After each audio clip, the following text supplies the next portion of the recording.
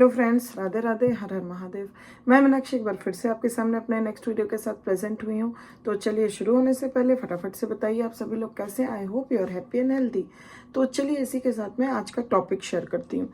जैसा कि पिछले कुछ वीडियोज से हम एडोलेसेंस पीरियड के बारे में, एडोलेसेंट्स के बारे में ही जानकारियाँ ले रहे हैं। लास्ट कुछ वीडियोस में हमने उनके इमैच्योर पैटर्न्स ऑफ बिहेवियर के बारे में जाना, जिससे कि उनका पर्सनल एंड सोशल जो भी रिलेशनशिप है या जो भी उनका एडजस्टमेंट है वो किस तरह से अफेक्ट करता है, और सर्टेन एरियाज में उनके इमैच्योर पैटर्न्स क्या क्या हैं। ये सारी जानकारियाँ हमने पिछले लास्ट कुछ वीडियोस में ली। आज के सेशन में हम बात करेंगे कि जिस इमैच्योरिटी की हमने बात की, इमैच्योर बिहेवियर की बात की, वो उसका इफेक्ट्स क्या क्या पड़ सकता है उनकी लाइफ में। एडोलेसेंस पीरियड में उसका इफेक्ट क्या पड़ सकता है, effects of immaturity and adolescence. तो चलिए ये काफ़ी रोचक होने वाली है, ये जो भी जानकारियां हैं। तो मैं आशा करती हूँ, I hope that will be remain in the session till the end to get the whole information. और अभी तक चैनल को सब्सक्राइब नहीं किया है तो जल्दी से सब्सक्राइब करिए, जिससे आपको नोटिफिकेशंस आ जाए और आप हर एक वीडियो का अच्छे से लाभ उठा सकें। तो चलिए let us begin with the session. Effects of immaturity की अगर हम बात करते हैं तो adolescents who know that their attitudes and behaviour are viewed by the social group as immature and who realize that others consider them incapable of handling the adult role successfully may develop inferiority complexes। तो immaturity की जब हम बात करते हैं तो जो adolescent जिनको जो वो समझ जाते हैं, पता होता है कि जो भी एटीट्यूड और उनका बिहेवियर है वो अदर सोशल ग्रुप के नज़रों से, व्यू से जो है वो कहीं ना कहीं इमेच्योर है, तो उनको ये रियलाइज़ हो जाता है साथ ही साथ कि जो लोग हैं वो उनको कंसिडर करते हैं कि जैसे कि वो इनकैपेबल हैं किसी भी एडल्ट रोल को सक्सेसफुली हैंडल करने में। तो जब इस तरह का रियलाइजेशन और इस तरह की फीलिंग उनके अंदर आ जाती है तो वो क्या करती है, ऐसे एडोलेसेंट्स के मन में इन्फीरियोरिटी कॉम्प्लेक्सेस जो है वो उत्पन्न कर देती है। तो इस इनमेच्योरिटी का जो इफेक्ट पड़ता है, ऐसा पड़ता है कि उनके अंदर, एडोलेसेंट्स के अंदर इन्फीरियोरिटी कॉम्प्लेक्सेस जो है वो डेवलप हो सकता है और हो जाता है। Even if they do not set unrealistically high standards for themselves, there will still be a gap between what they want to be and what they think they are।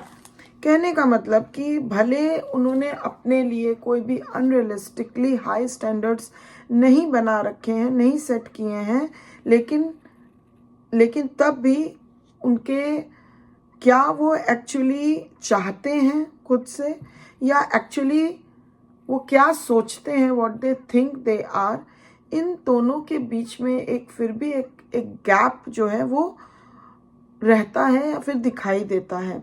And as reflected in what they believe other think of them, और ये reflected होता है कि क्या वो believe करते हैं कि अदर उनके लिए सोच सकते हैं। If this gap is small, अगर ये गैप स्मॉल है तो adolescents will experience some self dissatisfaction. अगर ये स्मॉल गैप है तो जो एडोलेसेंट्स हैं दे में फील सम डिससेटिस्फैक्शन, कुछ उनको डिससेटिस्फैक्शन हो सकता है। But if it is wide, लेकिन अगर ये जो गैप है वो काफ़ी वाइड है तो they are likely to consider themselves worthless. तो वो क्या है, अपने आप को वर्थलेस समझने लग जाते हैं। एंड कंटेम्पलेट और इवन अटेम्प्ट सुसाइड। तो ये सारी चीज़ें उनके अंदर आने लग जाती हैं और इवन वो अटेम्प्ट भी करते हैं, सुसाइडल अटेम्प्ट्स भी कर सकते हैं अगर ये गैप जो है वो काफ़ी वाइड हो गया, तो काफ़ी बड़ा हो गया। तो even when self-rejection is not overtly expressed, it is evident in ways that may be regarded as danger signals of maladjustment। तो भले ही जो सेल्फ रिजेक्शन है वो बहुत ओवर्टली एक्सप्रेस्ड नहीं करते हैं वो, बट ये जो है उनके कई चीज़ों से काफ़ी एविडेंट हो जाता है कि इस तरह का अगर सेल्फ रिजेक्शन ओवर्टली नहीं है बट उनके कुछ ऐसे बिहेवियर से पता चल जाता है तो it is a dangerous signal of mall adjustment in the adolescents, and it indicates that the individuals are dissatisfied with themselves and have self-rejectant attitudes. तो इससे ये रिफ्लेक्ट करता है कि जो भी adolescents हैं they are very much dissatisfied with themselves and having the self-rejectant attitudes. A self-rejectant person soon becomes maladjusted and unhappy. जो सेल्फ रिजेक्टेंट पर्सन होते हैं वो बहुत ही जल्दी माल एडजस्टेड होते हैं और इवन अनहैप्पी होते हैं.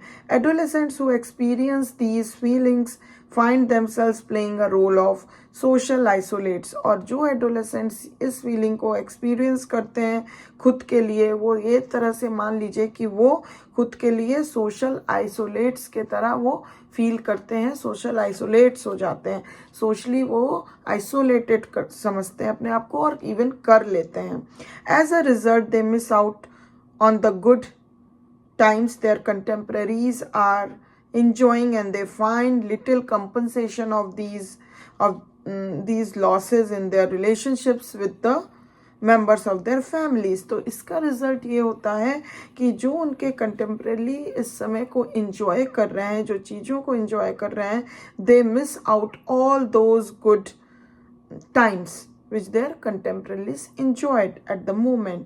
और साथ ही साथ जो बहुत ही they find little compensations of their losses, और जो भी लॉस उनका हुआ है उसका भी उनको बहुत लिटिल कंपनसेशन मिलता है इन देयर रिलेशनशिप, अपने रिलेशनशिप्स के साथ, जो कि उनका अपने फैमिली के मेंबर्स के साथ होता है. तो किसी भी तरह का एक कंपनसेशन भी वो नहीं पा पाते हैं अपने लॉसेस का.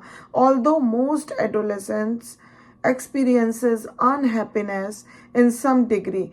तो देखा जाए तो लगभग सभी एडोलेसेंट्स डिग्री कुछ भी, किसी की ज़्यादा किसी की कम हो सकती है, बट एक पॉइंट पे वो अनहैप्पीनेस एक्सपीरियंस जरूर करते हैं. The poorly adjusted not only experience unhappiness in more pronounced forms but also experience it more often. और जो एडोलेसेंट्स कुछ एडोलेसेंट्स जो क्या कहते हैं एक्सपीरियंस करते हैं अनहैप्पीनेस इन सम डिग्री, और जो खास करके पुअरली एडजस्टेड होते हैं वो सिर्फ अनहैप्पीनेस को ही एक्सपीरियंस नहीं करते हैं, बल्कि उनका जो ये अनहैप्पीनेस होता है वो बहुत ही ज़्यादा प्रोनाउंस्ड होता है और बहुत ऑफनली वो फील करते हैं. ये अनहैप्पीनेस बहुत ही जल्दी हर एक बात में वो अनहैप्पी हो जाते हैं. तो ये सारी चीज़ें क्या होती हैं, जब भी एडोलेसेंट्स किसी न किसी एरिया में या किसी भी प्रकार से इमेच्योर पैटर्न्स ऑफ बिहेवियर को शो करता है, तो उसके इसी तरीके के इफ़ेक्ट्स देखने को आते हैं कि they might be developed inferiority complexes because they are not purely accepted by the social groups. And जो ये उनका जो इमेच्योर पैटर्न है वो धीरे धीरे उनके अंदर इन्फीरियोरिटी डेवलप कर देता है.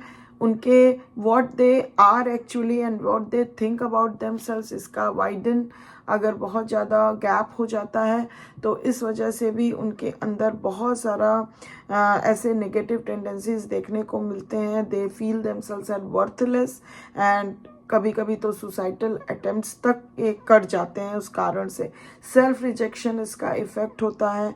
वो सेल्फ रिजेक्टेंट अपने आप को, और जो सेल्फ रिजेक्टेंट हुआ तो there will be maladjustment also in their life.